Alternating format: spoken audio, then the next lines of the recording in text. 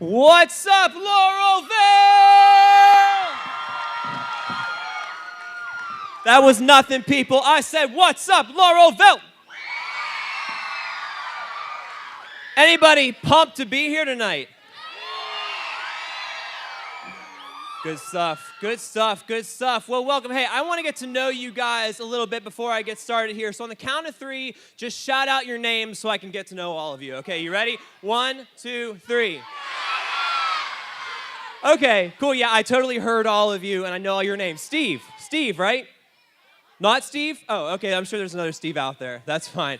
Hey, I'll introduce myself to you really quick. My name is Jason Wavell. That's W-A-V like Victor, L-E, okay? It kind of sounds like waffle. People used to call me waffle in elementary school to make fun of me, and it hurt my feelings. So don't do that this weekend. Just call me Jason. That'll work. That'll work. Wavell works. Cool, cool, cool. Hey, so, so like I said, my name is Jason. I'm 24 years old. I forgot how old I was for a second there. Don't worry about it. I am the middle school director at Pleasant Hills Church. Basically, here's what that means. My job is just hang out with middle schoolers, right? Which is great because here's the thing. Like, I might be 24, but like my brain's kind of 12. So it just works out. Like, I still think poop jokes are funny, and I have the attention span of a fly. So, you know, it is what it is. Hey, something else about me. I love Laurelville. Anybody else love Laurelville? It's good. I spent some years here on staff. I was on the tech team. Where are my tech people at? Any tech people out there? Shout out to you. You are the MVPs. You're the future. You're the future. Believe me. I did tech for a few years. I was in the band for a couple. I love music. I love singing. I love playing music. I love listening to music. I did program for a few years, so I was up here with these guys covering people's faces in whipped cream and throwing cheese balls at them because, you know, that's normal. That's normal things to do. So, but I realized as I was kind of thinking and preparing for this weekend, I realized this is my 33rd Laurelville. That's a lot of Laurelvilles. I mean, really, I love Laurelville. But here's the thing. I've realized from 33 Laurelvilles, I've seen a lot of speakers, 33 to be exact. And what I've realized from person to person to person, there's kind of one thing, one common theme that runs with all of them. They all show pictures. You know, they all show pictures of their family. You know, they show pictures of their wife and their kids, and everybody's like, oh, you know. But there's a problem. I'm not married, and I don't have kids. So, who was that? Talk to me after.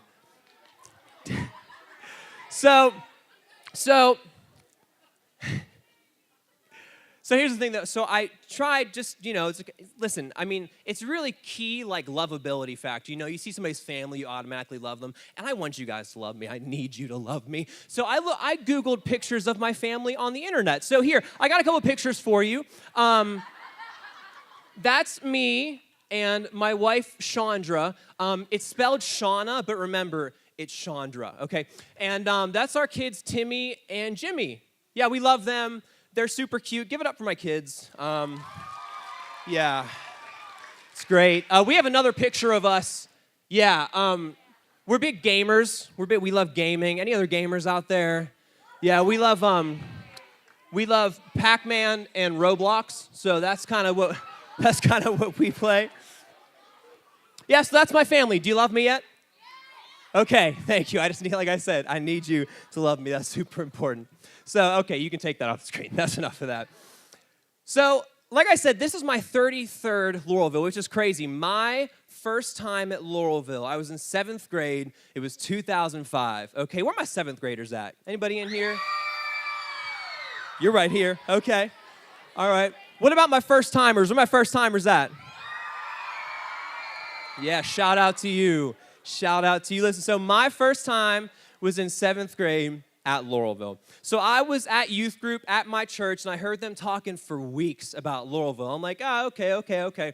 But one week, they showed the video from the year before at youth group to kind of promo it and say, hey, you need to sign up for this. And I'm watching the video, okay? Here's what you need to know about 7th grade me. Why is that funny already?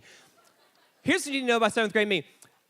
I had the biggest crush on this girl, okay, for the entire year. And when I say I had the biggest crush, I mean head over heels for this girl, okay? Here's the problem, though. She didn't even know my name.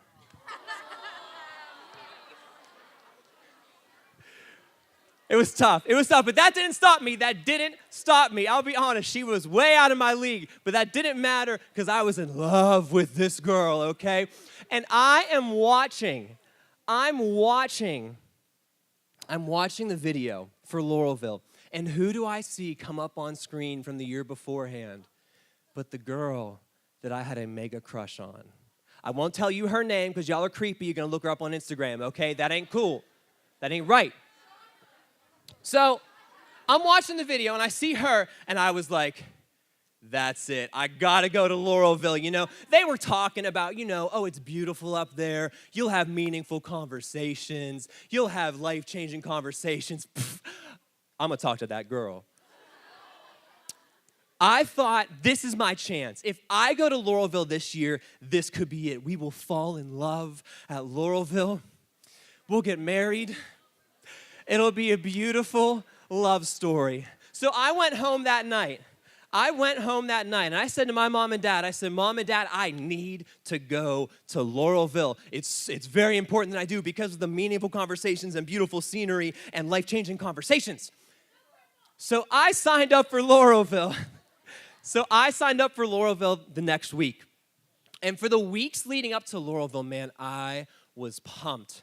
I was planning outfits. I had to look fresh to death, okay? I was planning outfits. I was getting ready. And then finally, the day came.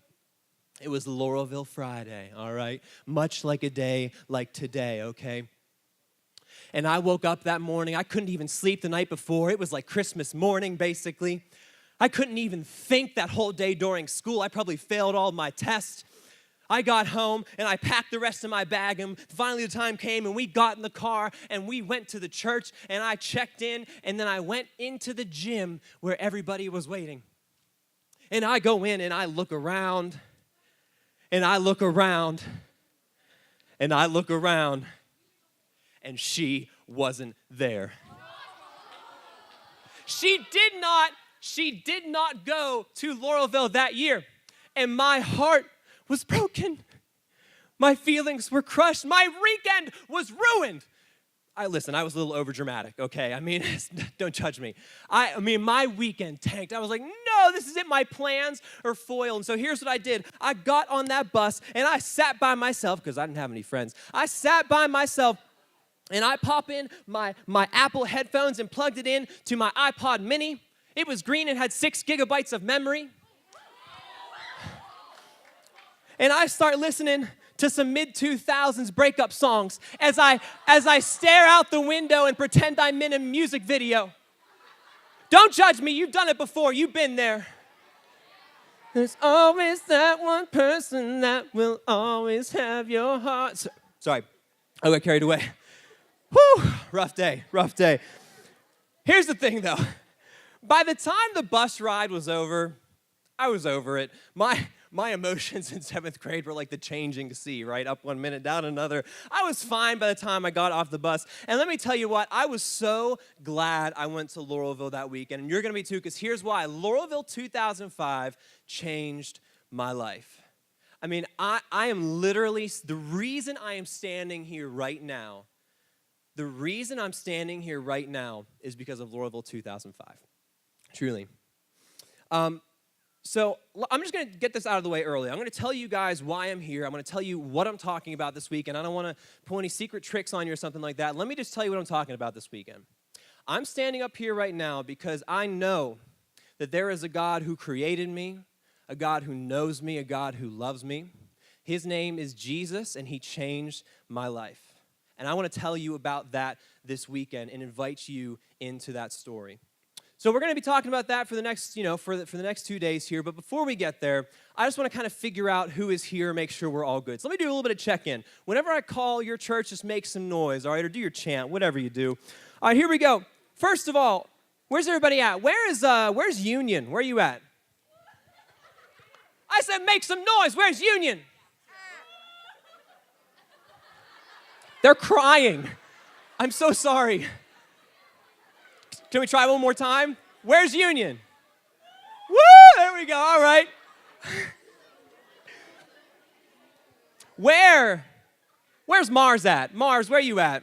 Mars UP. Make some noise, people. All right. They're here.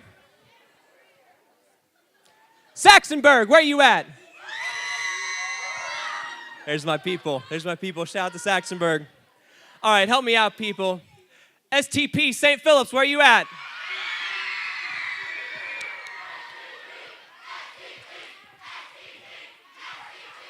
All right, Corey, sit down. Sit down. That's enough from you.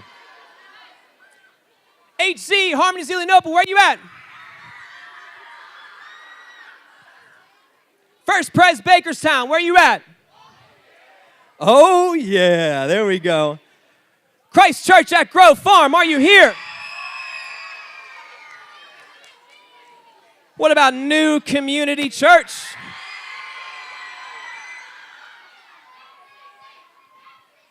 St. Paul's, anybody here?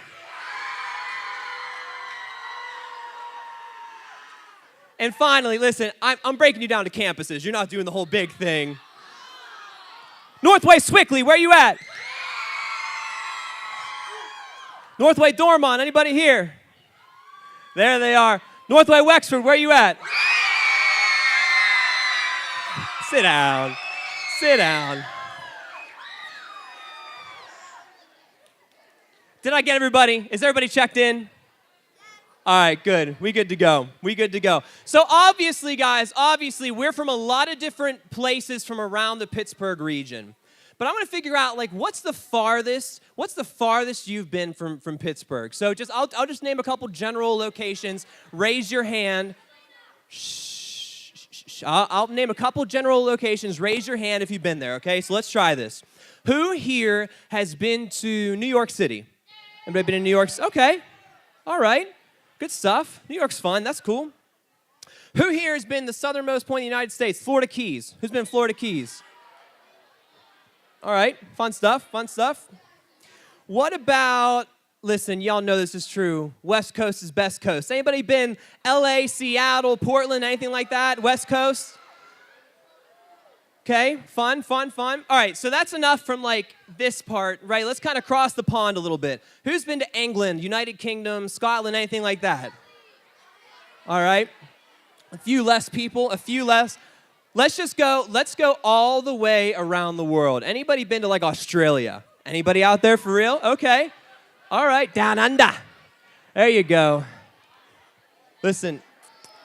All right, good stuff. So we've been places, we've been around the world maybe. You know, it's funny though, because even though New York is not as far as Australia,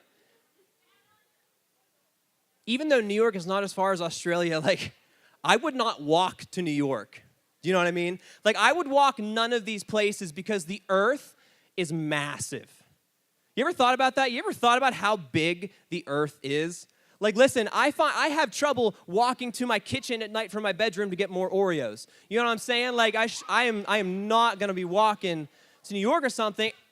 So we fly these places, right, which is great. Love flying. But it still takes us, like, if you fly to Australia, it's still like a 12-hour flight or something. Like, it's a crazy distance. Man, if you think about it, the earth is massive. One of my favorite places on earth, truly, is Laurelville. Right? One of my favorite places on earth, truly, is Laurelville, and here's why. I love this place. I love the sounds, right? I love, like, when you're, depending on what room you're in, if you have your windows open, you can hear the waterfall. You can even hear, like, 119, all the trucks coming past and stuff. Like, I love that. But one of my favorite things is the sights. And here's what I mean. Who loves the stars at Laurelville, right? Like, on a clear night, just looking up and just, because you see so many more stars here. You see so many more stars here than you do at home. And I just love looking up at the stars at Laurelville. It's one of my most favorite things to do. Here's what we're going to do for a couple minutes. We're going to go to science class.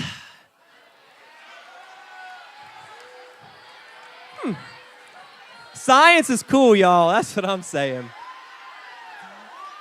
So listen. I promise it'll be fun.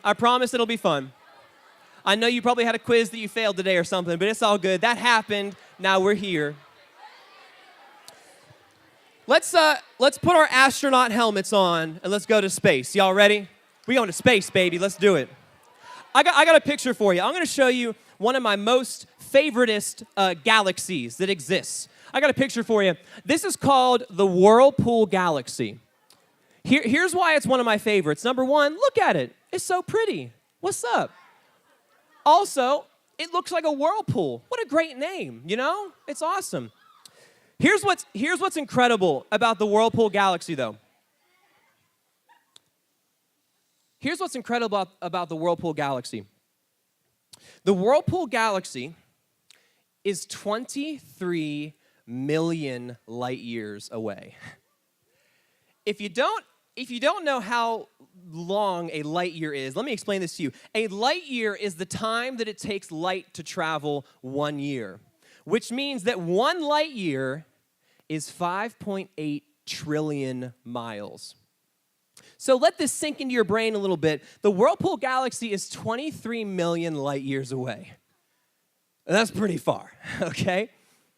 Which is great. Here's the thing. Earth may be big, but when you start to look at space, you start to realize how small we are. Do you know what I mean? I want to look at a few stars real quick. I want to look at a few stars and kind of compare them to the size of Earth.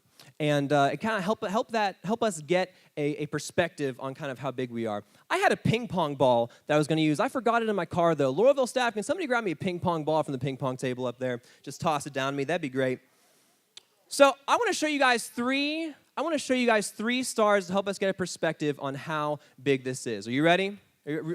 Oh, the Lord provides. Oh, and it went under. It's all right. One more, just bring it down or let me know when you're throwing it so I can grab it from you. So I can't use a cheese ball. Okay, fine. Here you go. Cheese ball. Working on your feet. Here we go. So here's what you guys need to know. I'm going to first look at the star that is closest to us. Anybody know what that is? It's the sun, right? Okay. So I have a picture of the sun for you. It's a very scientific picture, one of the most advanced telescopes we have. Let's take a look at it. Oh, wait, no, sorry, it's not that one. It's the next one. Okay, so that's what the sun looks like, okay? Oh, and God provides again. Okay. Oh, there it is. Thanks, my man. There we go. Here's what we need to understand.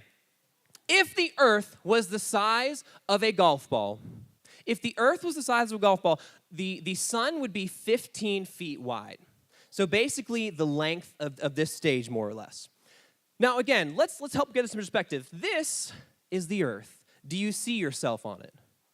Okay, I do too.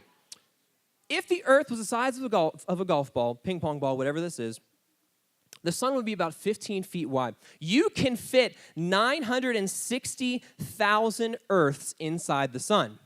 That is enough ping pong balls to fill a school bus. That's a lot, right? But here's the thing. The sun is not the biggest star that exists. We're going to move on to another star, and this star is called Betelgeuse. Somebody say Betelgeuse. You can also call it Betelgeuse if you want. So here's a picture. Here's how you find Betelgeuse. So if you look up in the night sky, and those apps are really cool, the one where you can get, you kind of look up and it shows you what stars you're looking at. That might help you, but if you look up in the sky and you look for Orion's Belt, which is the 3 stars there, which has Rigel, the one down at the bottom, Betelgeuse is the orange star that's at the top. But we have a closer picture of Betelgeuse there for you. This is the closest, sharpest picture we have of Betelgeuse. I think if you hit the next one, we have another picture of that. That's the closest, most sharp picture we have of Betelgeuse. Let me help you understand how big Betelgeuse is.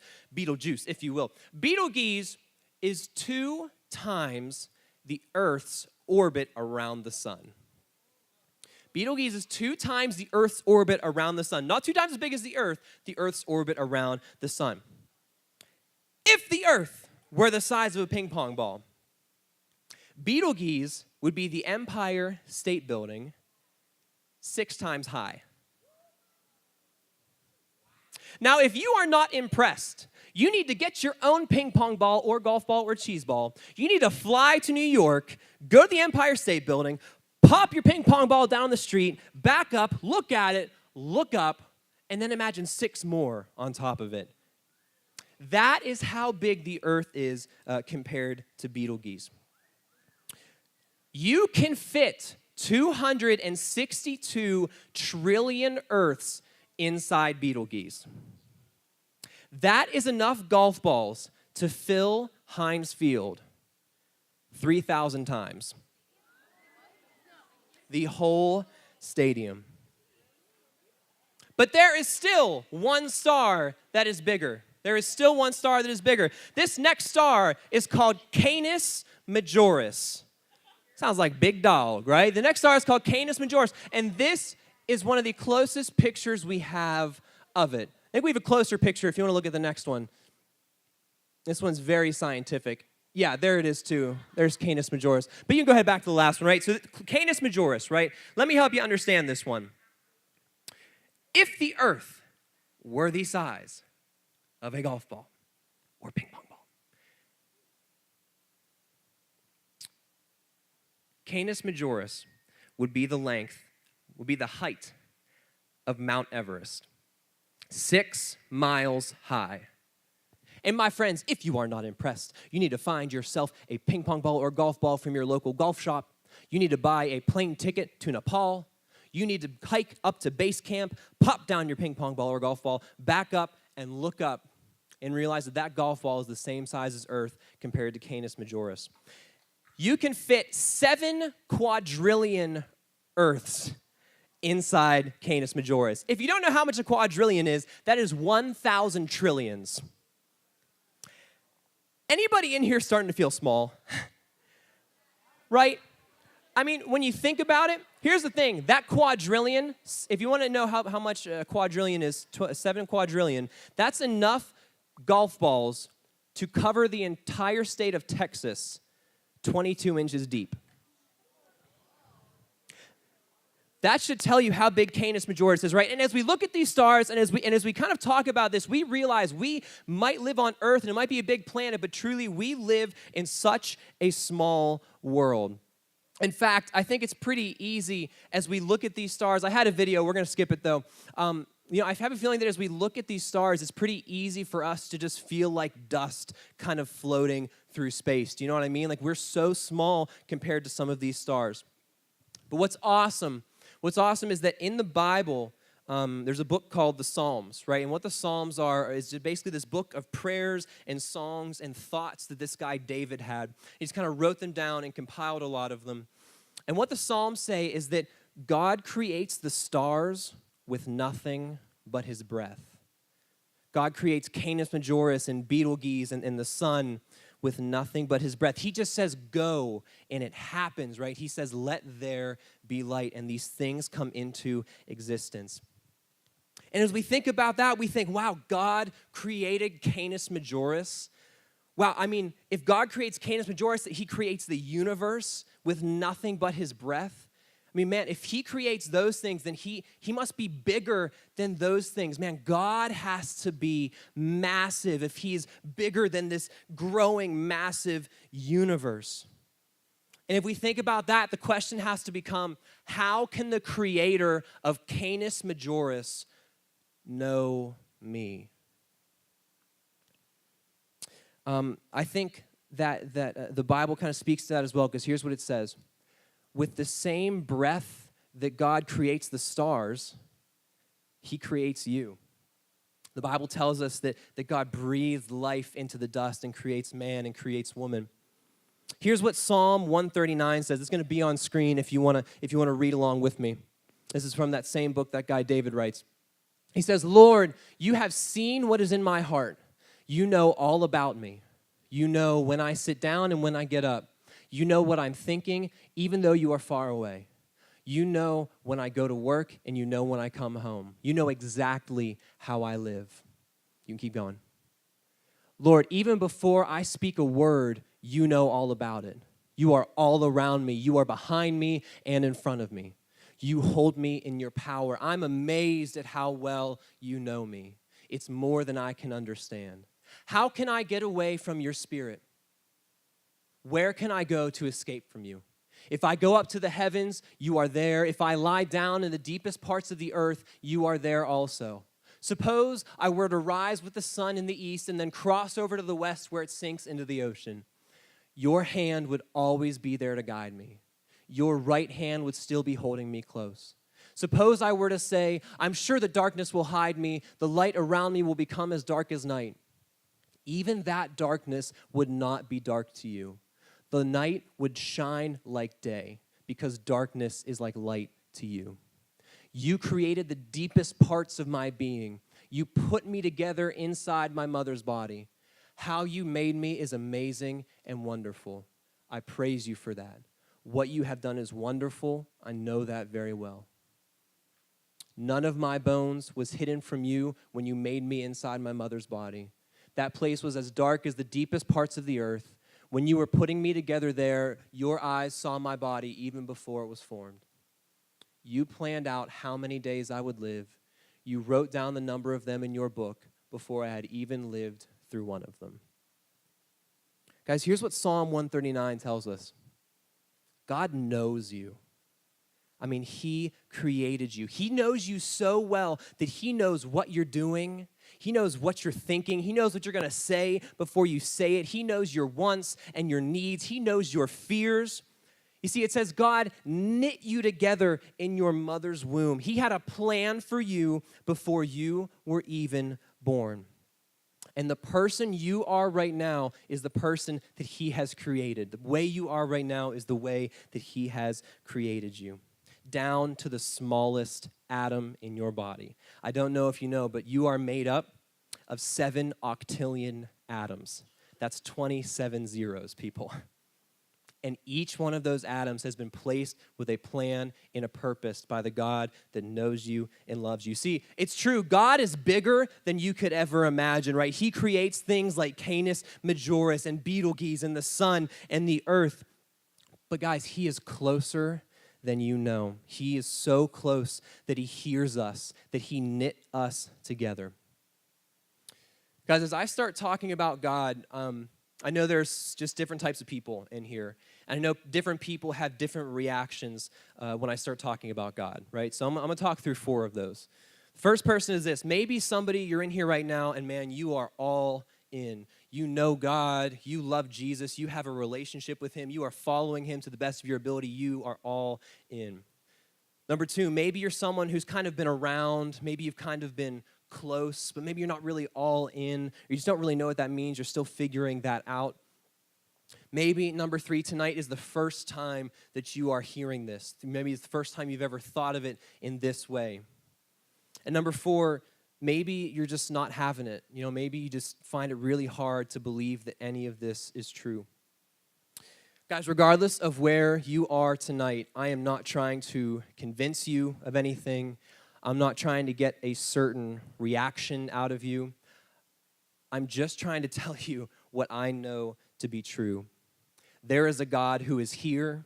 He always was. He always will be. He is for you. He is not against you.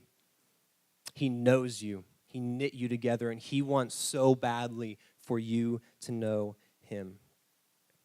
As I close up here tonight, I just want to ask a question. I mean, has anybody ever wondered, why am I here? And I don't mean like here at Laurelville or wherever you are in your location. Have you ever wondered, like, why do I exist? I want to answer that tonight with what I know to be true. You are created to be in a relationship with God. He made you to know him. He made you to be like him. He made you to have and to be in a relationship with him. Guys, this is the most important thing about you. This is your defining characteristic. Before rich or poor, before male, female, black, white, whether you grew up in the suburbs or in the city, it doesn't matter. The most important thing about you is that you are created by a God who knows you and who loves you and so badly wants you to be in a relationship with him. Guys, I'm going to say this next thing, and I believe it with my whole heart. You are not here by accident this weekend. God created you with a purpose and a plan for your life. And no matter what category you find yourself in this weekend, He has something big planned for you here. Let me pray for us. God, thank you for Laurelville. God, I thank you for this place. I thank you for these people. God, I thank you for the stars like Canis Majoris, but most importantly, God, I thank you that you know us. I thank you that you love us. I thank you that you hear us. So, Father, help us to know that. Help us to realize that tonight, that you are close and that you created us to be in a relationship with you. God, we thank you for that as we pray this all in your Son's name. Would somebody say amen? Amen.